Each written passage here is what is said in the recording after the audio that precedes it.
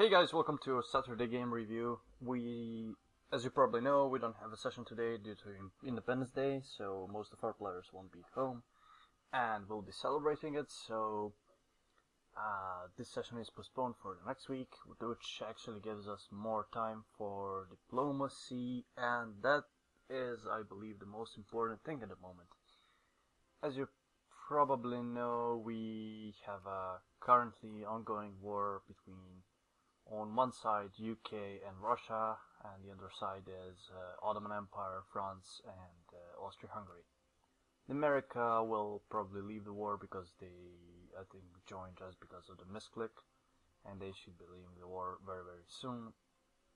Now, in the meanwhile, America lost yet another war against UK, actually.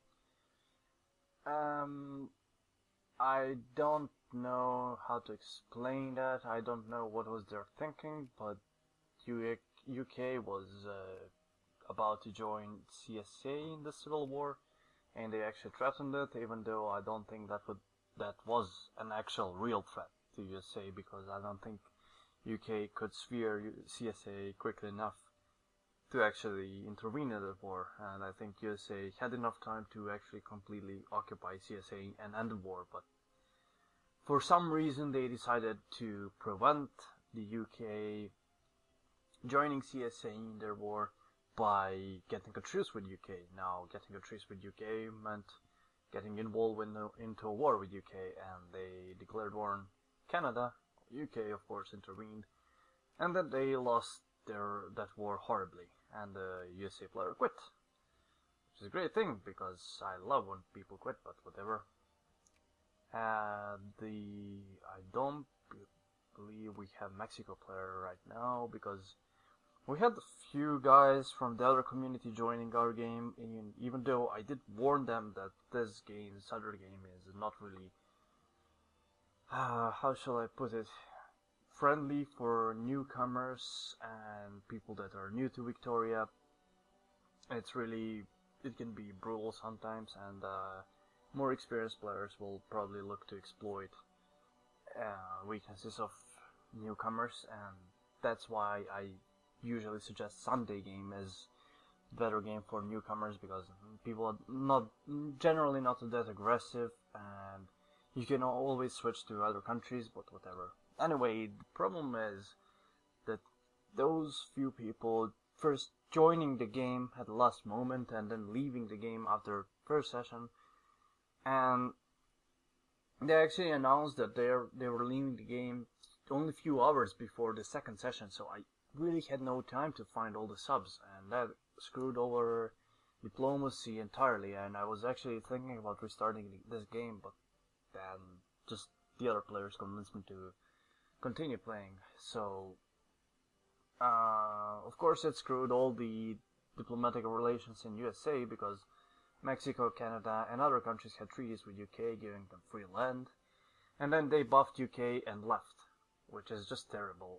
In the Europe and Middle East, the Egyptian player came in, even though I strictly said that there should be no Egypt because it's screwing over entire European diplomacy, and it's also hurting Ottoman Empire in terms that the Ottoman Empire can't annex Egypt, which they usually do and what they would probably want to. But then he decided to play, and then we had Romania, also Serbia. Well, Serbia was actually okay because that player actually signed for it.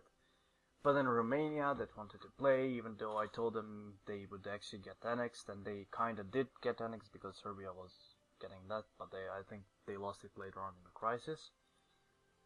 So, just complete mess, and I don't like dealing with this mess, and I'm kinda tired of that. We didn't actually have so messy sessions for basically 6 months. All the sessions were more or less controlled, and even though we had a lot of new people coming, I don't know, I think those sessions were far better than this one, but whatever, just, I don't know how to deal with this anymore.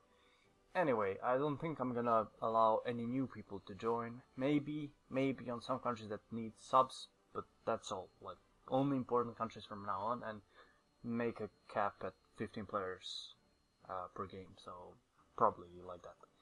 Anyway, beginning of this session, the former USA player wanted to switch to Arabia.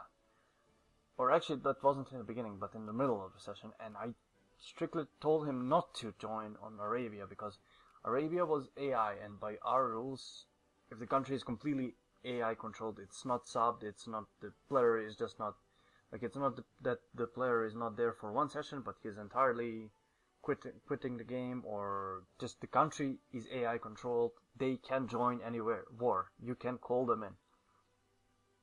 So at that point I had Arabia sphered and allied with me, and no one else had Arabia as their ally.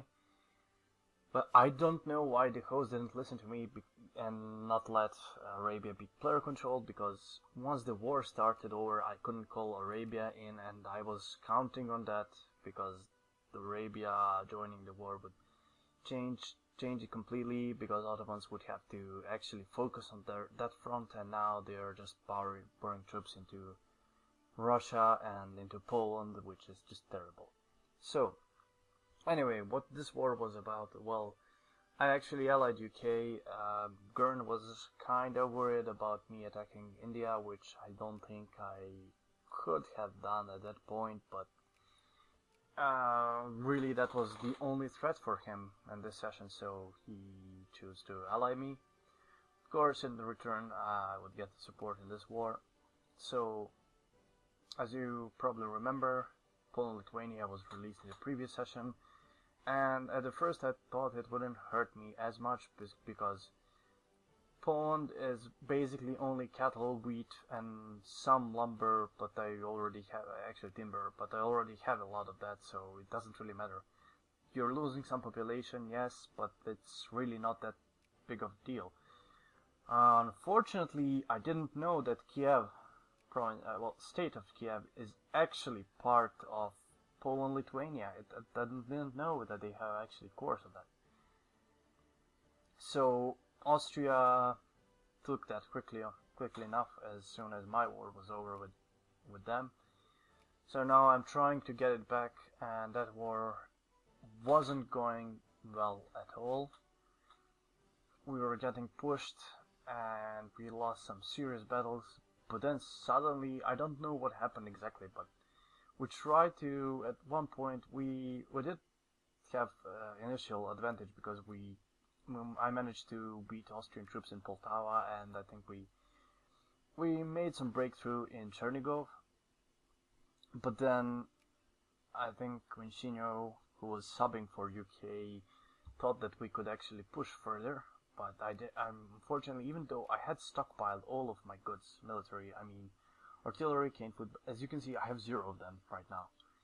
So I actually thought that would be a bad idea, because their war exhaustion is still not very high, and I didn't have enough goods to supply my army and reinforce my troops. So what he tried was to actually attack anyway, and I mean British troops are very strong, but those attacks didn't really work out. So we tried attacking here into Korosten, and I attacked into, what are those two, Vinica and Zhytomyr. I did have some sort of a tactical advantage, because I built some more cuirassiers than they had. Actually, they didn't really have huge cavalry. So I tried to exploit that, but unfortunately I didn't really have good rolls, so we were pushed back heavily. We lost all 3 of the battles. I don't know if we actually had better ratios in any of those battles. And then they started pushing us back. So at that point, UK was considering to peace out. But somehow, once I started deleting my mobilized troops, I started getting supplies, and my army started reinforcing. So once again, we tried to push, and we made a major breakthrough. We destroyed them in some of our offensive battles, and now once again we hold those 4 provinces. It still doesn't give us a ticker. We need at least, I think, one. No, we actually need two, because that with 4 provinces, that would be 66% or less. I don't know. Yeah, it would be slightly over 50%, so it's not enough. We would need 6 out of 7 provinces to get a ticker, and that's gonna take at least one more battle for us to win. So at the moment we are blockading Sea of Marmara, so if Ottomans are ever out of the war, I think that would be far easier job for us. Also, I think we have a option of calling Persia in, even though for some reason Russia is actually the war leader in our war and not UK, so UK currently being allied to Persia can't really call them in. But soon enough I should be able to call Arabia in, and they will start pushing into Ottoman Empire, and also we're preparing a major offensive here. At the moment we do look weak here, and we let Ottomans occupy our stuff, but I think we're going to push them back heavily, and once we do that, I think we can force them out of the war. As for now, as for the Polish front, I don't think we should be doing any major offensives right now, even though I think Gurnt thinks that we have a huge advantage and that we should be continuing our push. I think we should just hold for now and try to kick Ottomans out of the war, and then they will lose a lot of troops here.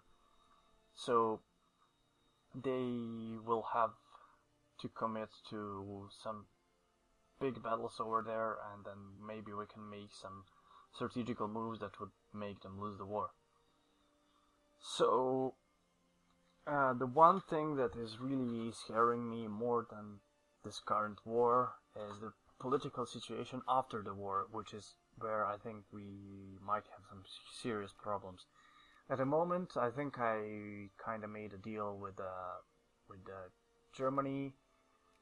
I'm getting Minsk back, and I'm not sure if I'm getting him Latvia. No, I think he just wanted Lithuania, and I'm kind of okay with that. I think that's a completely fair deal, even though I would really like to get Brest back, because it has Belarusian and Ukrainian population, so that means a lot of accepted pops for me.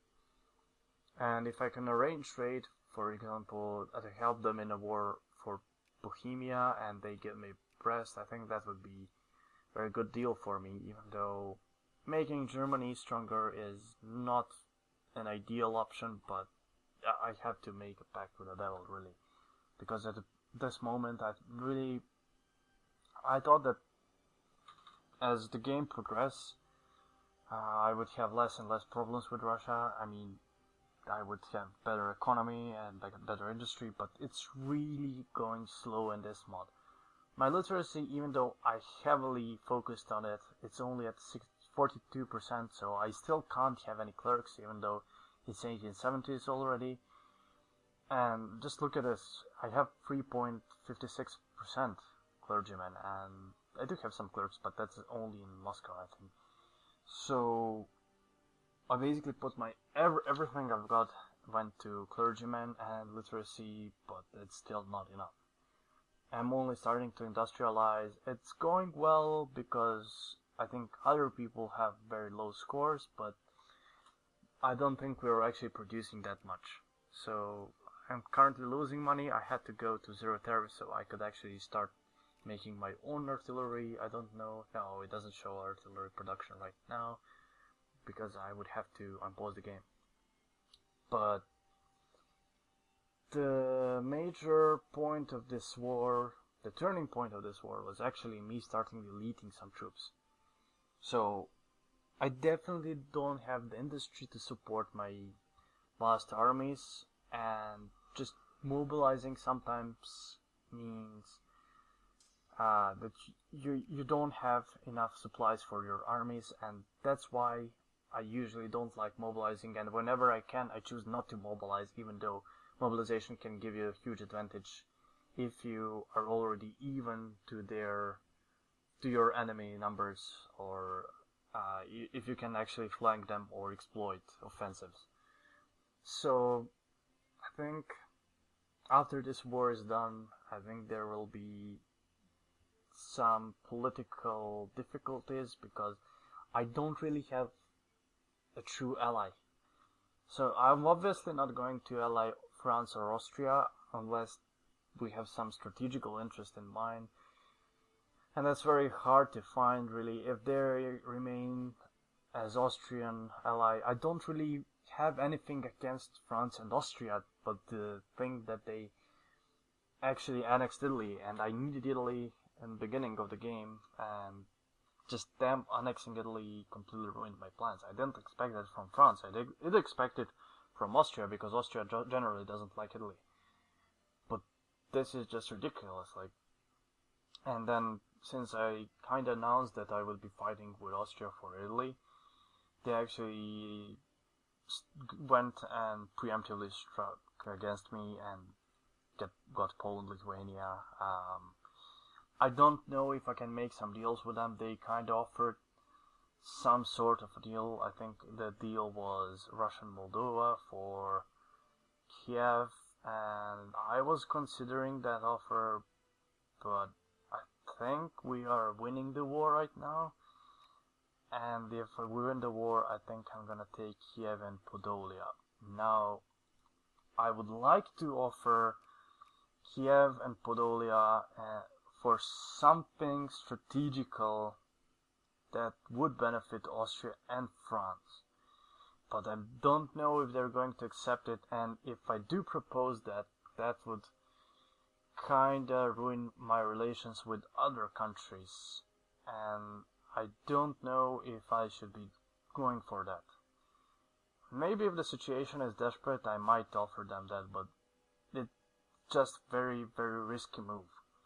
And I already risked a lot by not focusing on my military and kinda trying to go for late game. But we will see how that works. Now, Germany still has a first move to make.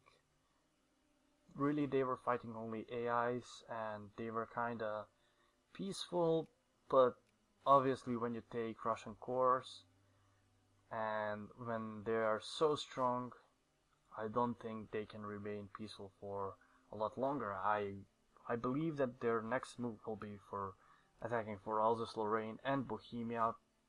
I believe they have enough troops to cover both fronts, and I believe their troops should be stronger than French and Austrian, and that attack will probably be coming as soon as my war with Austria and France is over, because that is the point where Austria and France will be the weakest. So I really don't know what to expect from Germany. I don't think they will be attacking me. There is a possibility of that, but I just don't see how that would benefit them. They really can't take anything from Russia that would be beneficial at this point. Just taking some random provinces like Orsha. It does have a nice population. It doesn't really have any good RGOs, so I don't see the reason to overextend even further. I think the one problem the German Empire has right now is that they have very, very wide borders. So if at some point they end up being in a war with France, Austria, and Russia, by the way, that's very unlikely because at the moment we're enemies, but I don't know, it could happen. They will have very, very hard time defending their borders. So I don't know what Germany is going to be doing. The coefficients go away in 10 years, so in 1880s, and at that point anyone can join any war. Obviously not this war, because this war was started before that, but every war that starts after 1880, anyone can join it. So at that point it will be very, very interesting to see how the game develops. I think we are going to try to get some stable player into USA, because I don't believe they are done. I think USA is still very much playable. They lost few cores, but I mean, the Canadian, New York, and Pennsylvania are kind of decent states, but not crucial for USA. Also, they can easily reclaim Texas, and they just need to make some good deals for them. Also, Spain kind of wasn't in the game because, I mean, Marconi didn't choose to enter any wars. It does benefit them just staying out of European politics. But if they ever choose to attack France, that could be a huge turning point for everyone in Europe. Also, Scandinavia in the previous session was AI, I believe. The original player couldn't come, so we couldn't find a sub. And they will be back in the next one, so it's gonna be interesting to see how European politics develop. So anyway, tomorrow we are having the Greece game, and that's the huge Sunday game. If you want to join, I think there are 2 or 3 countries that are open. I know Scandinavia was subbed in the previous one. One of the Chinese states, I believe, were subbed, and one of the American countries. Can't really recall which exactly, but it's a fairly interesting game. I made 2 huge blunders. The first one, actually I'm gonna be talking in the other video about that game, so have fun.